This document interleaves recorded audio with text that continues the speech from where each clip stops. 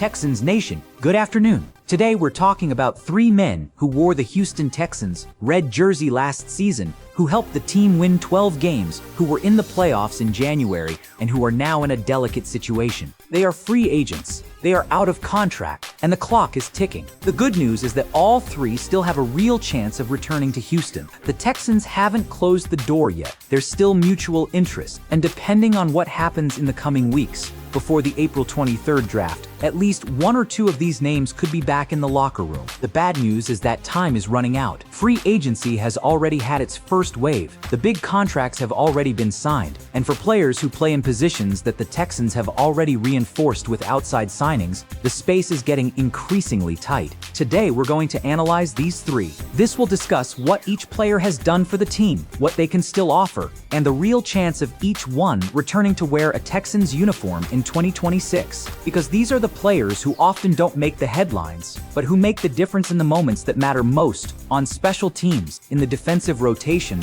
in the locker room when the season gets tough. And Texans Nation, you deserve to know the complete story of these three men. The three players are Myles Bryant, Derek Barnett, and Dare Ogunbowale. Three names you might not hear every day when the conversation is about the Texans, but three players who, each in their own way, were important pieces on this team in 2025, and who are now waiting for a call from Nick Caserio that could change the course of each of their careers. Subscribe to the channel and turn on notifications. We cover every detail of the Texans every day. Don't miss out on the updates. Before discussing each of the three, it's necessary to understand the scenario they find themselves in now, because context changes everything. The Texans were one of the most active teams in the NFL during the first week of free agency. They signed Reed Blankenship as safety, Braden Smith and Wyatt Teller on the offensive line, Logan Hall and Dominique Robinson as defensive ends. They re-signed Danielle Hunter, Ed Ingram, Sheldon Rankins, and several others, and they made trades to bring in David Montgomery as the starting running back.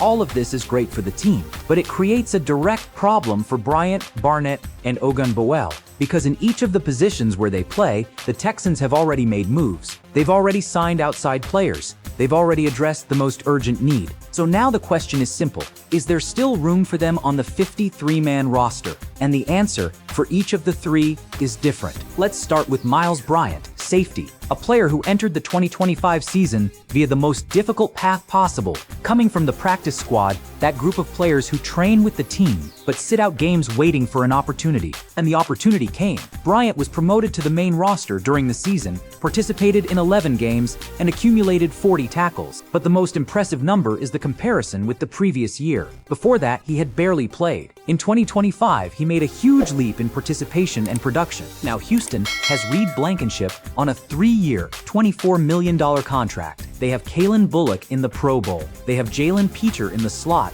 and an elite secondary at all levels. So where does Bryant fit into this scenario? As the 5th or 6th safety on the roster, as depth of quality, as a player who already knows the system, who has already been tested on the field, and who wouldn't need adaptation time. The argument in favor of bringing Bryant back is exactly that. With a cheap contract, close to the veteran minimum, you keep someone who knows DeMeco Ryans' defense inside and out, who trained alongside Blankenship and Bullock, and who can step onto the field without hesitation if one of the starters gets injured. The argument against is equally simple. If another team offers Bryant a better contract, with more playing time, he has every right to accept, and the Texans would have to find another depth solution. Now let's talk about Derek Barnett. And this is the most interesting case of the three, because the conversation about a contract extension was already happening even before free agency began. Barnett is 30 years old, defensive end, and in the last 2 years with the Texans, he delivered something few players can consistently do: 5 sacks each season, 10 sacks in 2 years. He was active in practically every game during that period,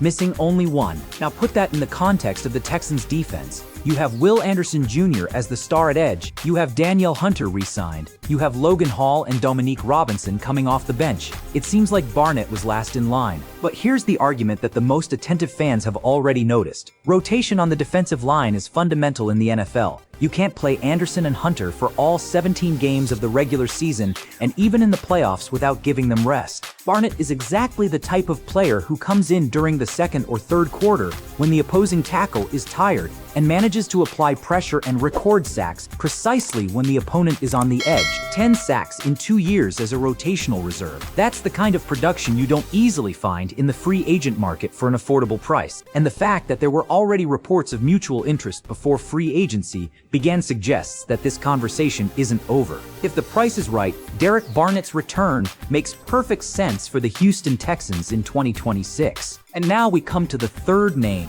and this one is perhaps the most special of the three, not for what he does with the ball in his hands, but for what he represents in the locker room. Dare Ogunbowale, running back, a veteran of many years in Houston, and last season, for the first time in his career with the Texans, he was elected team captain by his own teammates. Think about what that means. A fourth position running back in the hierarchy, a player who rarely touches the ball on offensive plays, being elected captain by his teammates. This doesn't happen by chance. This happens when a player arrives early, trains hard, leads by example, and is the kind of person other players want by their side when the game is tough. On special teams, Ogunbowale tied his own record for snaps in a season with 281 appearances. That's an absurd level of commitment in an area of the game that most fans don't watch closely, but that decides many games throughout the season. With David Montgomery starting and Woody Marks as the backup running back, Ogunbowale won't be carrying the ball very often. But special teams coordinator Frank Ross knows exactly how valuable this player is, and a cheap contract to keep a captain,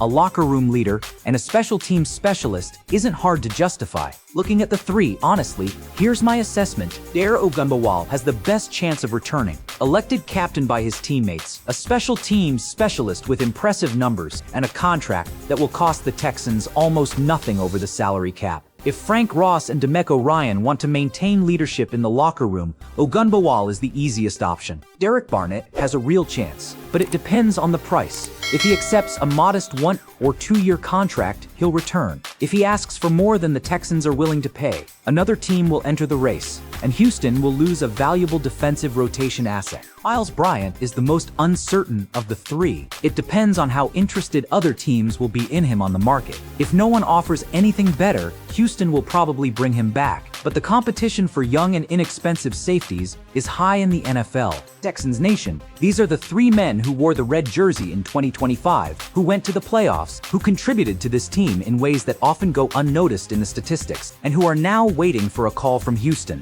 Miles Bryant, Derek Barnett, Dare Ogunbowale, 3 stories, 3 opportunities, and Nick Caserio with the pen in his hand. The question for you is straightforward. If you could only choose one of these 3 to bring back, who would it be? The safety who grew up within the system, the defensive end with 10 sacks in 2 years, or the special teams captain that every locker room needs? Leave your comments below. I want to read every answer. Texans Nation always has the most insightful opinion about this team. Subscribe to the channel, activate the bell, share with that friend who's a Texans fan. The draft is on April 23rd, and every roster decision from here on out will shape the team that takes the field in September. Pull up. Houston doesn't forget who gave everything for this jersey, and these 3 did.